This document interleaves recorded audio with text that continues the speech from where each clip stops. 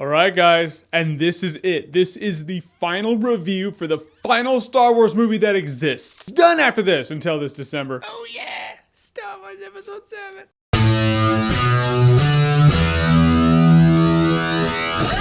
Star Wars Episode 3, Revenge of the Sith. So Star Wars Episode 3 is the third Star Wars movie in the Star Wars saga, the final Star Wars movie in the Star Wars prequel trilogy, and the last Star Wars movie that we've actually gotten until this December when Star Wars Episode 7 comes out. It's very confusing if you're new to the Star Wars universe. Point is, this is the one where Anakin turns turncoat, becomes a Sith, the one we've been waiting for all our lives pretty much when this movie came out. I'm gonna warn you, there are spoilers in this review for Revenge of the Sith. So watch this video if you have watched Revenge of the Sith or you just don't care about spoilers. Now you've been warned, officially, disclaimer is done. Now it's no secret, I have not been too kind to the Star Wars prequels. I just haven't. I feel they pale in comparison not only to the original trilogy, but really a standard that movies should be held to at this point in life. However, this may shock some people, and some people will be like, yeah, no duh, because it is the one that is like that. I'll tell you right now, I do actually find enjoyment in Revenge of the Sith. Is it a perfect movie? No, not at all. We'll get to that later. But the point is, I can sit down with this movie and still enjoy what I'm watching. In this movie, war is everywhere. The Clone Wars have been going on for what you feel like are years. Anakin's a lot more seasoned. He has this scar right here. George Lucas, when he was asked about the scar, he was like,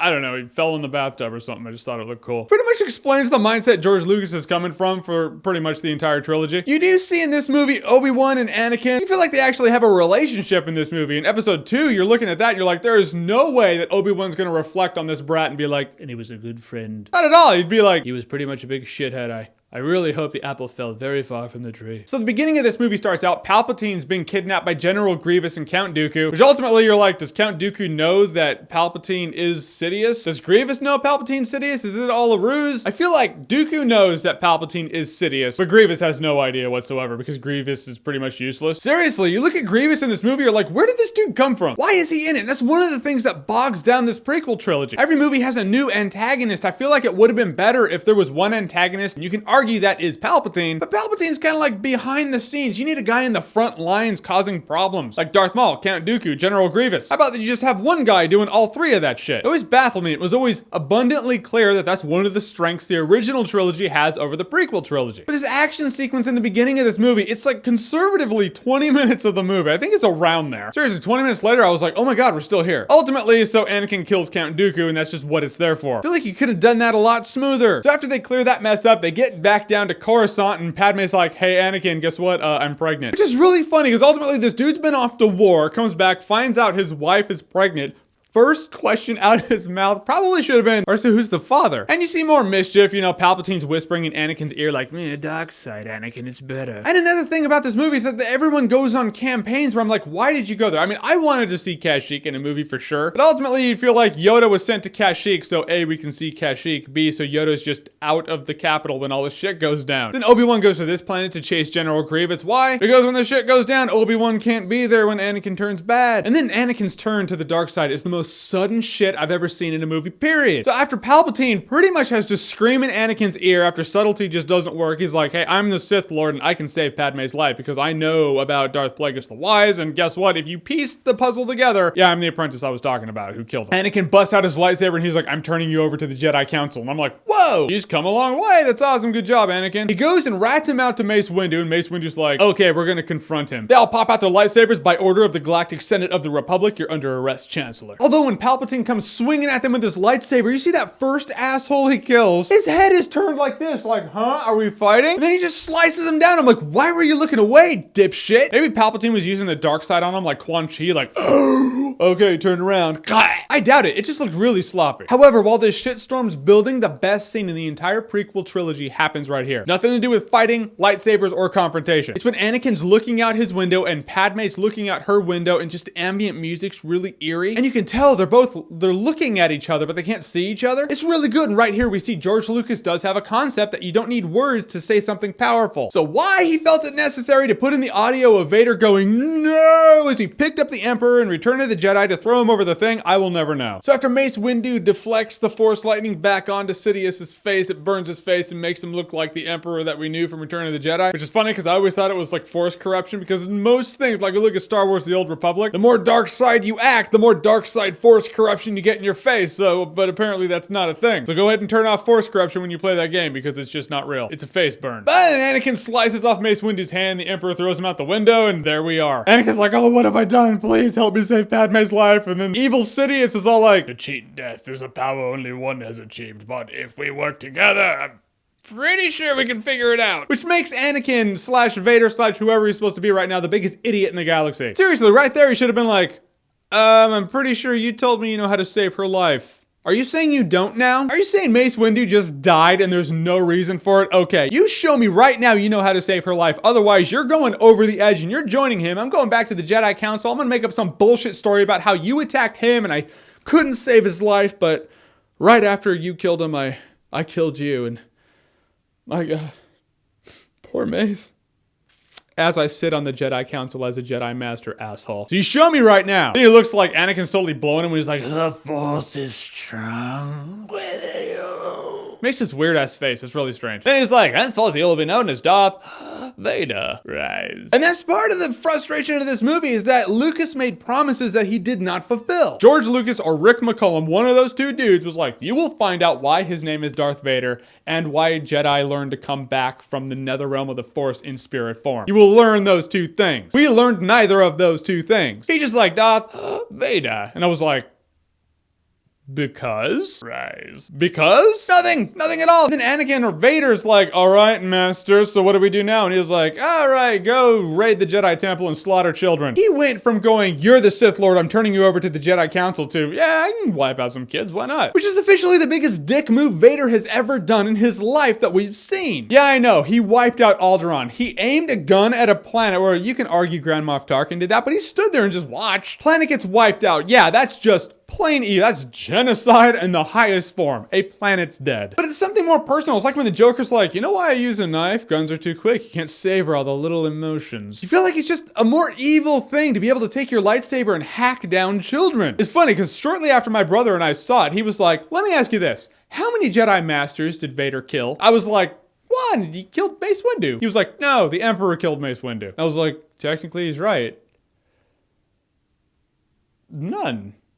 He killed children. And that's exactly the point. I wanted to see Vader be a badass. I love that scene where he goes to Mustafar and starts wiping out the Trade Federation guys, because no one ever liked them. I was watching Phantom Menace. I was like, when are these guys gonna die? Now they get to die and we get to watch the massacre. So that's all good. But really, all he did was kill kids, which turns Vader from a methodical badass villain into a bully. You can be a badass and you can be evil without killing children. You see Empire Strikes Back when he's in the Cloud City and he stands up and he's at this nice table with all these crystal glasses. He's like, we would be honored if you would join us. You're like, yeah, that dude's methodical and awesome. He's not like some dumb asshole who would just go and slaughter children, because on a dime when he turned to the dark side after he wasn't on the dark side. And yeah, I heard the Clone Wars cartoon does fill in the gaps and it shows how Anakin's slowly turning to the dark side, but I feel like you shouldn't need that. It should be like, oh, I totally buy it in the movie, and if you want to see the Clone Wars, you'll get more of it, and that's what makes it awesome. You shouldn't have to watch the Clone Wars to totally get everything about Anakin's turn. Just made it unrealistic to me. I just never bought that. That Order 66 scene though, when he's like, execute Order 66, and all the troops are wiping out the Jedi, that's a really good scene. It's dire, it's a sad song, you're like, oh man, they're getting their asses killed. That scene is an effective scene. Moments like that make me look at this movie and go, yeah, I can enjoy this movie, I can have fun with this movie. Fun in like the really dark scene, I guess. So after Anakin is baptized with the blood of the young Padawan children, he just goes to Mustafar, wipes out the Trade Federation guys, and just hangs out. And Obi-Wan gets in his head that he has to go kill Anakin. In the prequels in general, this is one of my things that makes me go, no, it goes against the original trilogy. Bear with me on this shit. Obi-Wan went with the intent to kill Anakin, not bring him back to the good side. Granted, he killed children. Maybe that's why Lucas made him kill children. It's like, he's not redeemable. Although the entire saga is about redeeming Anakin. It's weird. Like when Padme's like, you're gonna kill him, aren't you? He's like,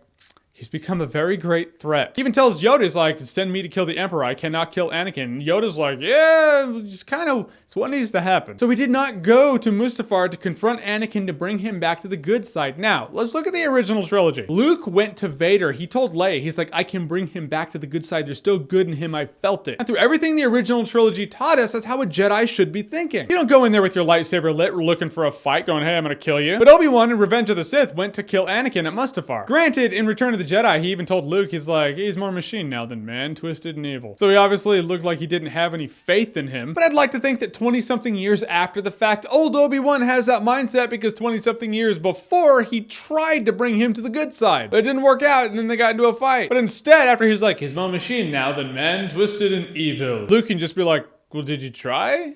Did you try to bring him back to the good side? Well, no. Well, shut up. You're not a Jedi yet, okay? You can't lecture me. More than that, that's just one situation, but if you look at the overall theme of the trilogies and you take them separately, in the original trilogy, the person who struck their lightsaber first when going into a fight, they were the ones making the bad decision. Obi-Wan fights Vader in the original Star Wars. Vader's lightsaber's lit. Obi-Wan lights his because he knows a fight's coming, but Vader had it lit. Vader picked the fight. Luke confronts Vader in the Cloud City. Luke strikes his lightsaber, then Vader strikes his lightsaber. That's not to say Vader's good. It just shows that Luke is hasty and he's not ready to be a Jedi because he's making the wrong decisions. He's looking for a fight first. Like in Dagobah, when Yoda's like, leave your weapons, you won't need them. And he goes into the cave. Then he sees Vader. Luke strikes his lightsaber first. Then the fake Vader does, and that's why Luke failed. Return of the Jedi. Luke does make the wrong decision, but it's addressed as the wrong decision. The Emperor's taunting Luke. Then Luke takes a lightsaber and tries to kill him. And the Emperor starts laughing because he's like, yeah, those are the wrong decisions we're looking for. That's what bad guys do. That is the Jedi lesson that we got for an entire trilogy of movies. Show your Jedi quality. So now you take a look at the prequels. I think Phantom Menace had it all right because Darth Maul struck his lightsaber and then Qui-Gon and Obi-Wan did. So all right, I'll give Phantom Menace that. But Attack of the Clones, Mace Windu and Yoda tell Obi-Wan to go bring Jango Fett back to Coruscant so they can question him. He goes out there, Jango Fett turns around, and Obi-Wan just whips out his lightsaber. He failed the test. The fight between Obi-Wan, Anakin, and Count Dooku. Obi-Wan and Anakin run into the hangar, their lightsabers are lit. Dooku just turns around like, hi. How's it going? They failed the test. Revenge of the Sith has so many lightsaber scenes. I'm gonna go ahead and narrow it down to Obi-Wan and Anakin's fight. Obi-Wan says only a Sith deals in absolutes, even though Yoda said do or do not, there is no try. Obi-Wan strikes his lightsaber and Anakin says you will try, and then he strikes his and flips back and they start fighting. Obi-Wan failed that test. Shit, even when Yoda's confronting the Emperor, he goes, If so powerful you are, why leave? holy shit, Yoda failed the test. But we already established Yoda's a Sith. Because he deals in absolutes. Point is, that's just a huge message and a subtlety throughout the original trilogy that was just kind of disregarded in the prequels. Stuff like that irritates me. It feels like it's two completely separate universes. But at that point, everyone starts fighting. And that Obi-Wan and Anakin fight's pretty sweet. Not gonna lie. I mean, yeah, it's really clean. You're like, that is completely choreographed. They look like they're dancing. And I don't give a shit. It looked cool. And going through the hallway, just lightsabers hitting walls. There's even a scene where they clash lightsabers and start using the Force. That was really cool. I mean, the fight, I loved it. And I even liked Yoda and the Emperor fighting. You know, I don't like Yoda with his stupid lightsaber because I think it's stupid because Yoda doesn't need a lightsaber because he's just badass anyway. But I enjoy that fight too. John Williams music cues up and I'm having a good time with this shit. But then the fight goes on for way too long. You shouldn't be bored in a fight. A fight should just not bore you. But a fight can go on for so long that you start checking your watch. You're like, all right, man, this can end. We get the point. There's conflict here. And I know exactly the moment it happens. After Anakin and Obi-Wan do that clash and the lava shoots up, then that whole thing breaks and goes into the lava and they start climbing up and whacking at each other, and at that point I'm bored. From there till the end, just drags on. You're like, let's just wrap this up. Then Obi-Wan has the high ground, slices off Anakin's legs and arm, and then he just starts sliding down. Obi-Wan's like, you were the chosen one. Anakin's like, I hate you. However, he does say a key phrase here. He says, you were my brother, Anakin. I loved you. Wait a minute, but a Jedi shall not know anger, nor hatred, nor love. So Obi-Wan's breaking the rules too, because he loved Anakin. Attachment's forbidden, love is forbidden, but Obi-Wan was attached to Anakin and loved him. They're talking about sex because that's different. Should it be a Jedi shall not know anger, nor hatred, nor sex? You can have sex without love, and you can have love without sex. Do they mean love and sex? Moments like this are why I'm like, nah, it's bad writing. Which is why when Padme dies of a stupid broken heart, it's just bad writing. And anyone who's talked about Revenge of the Sith, even if they love the movie, they're like, that was a dumbass.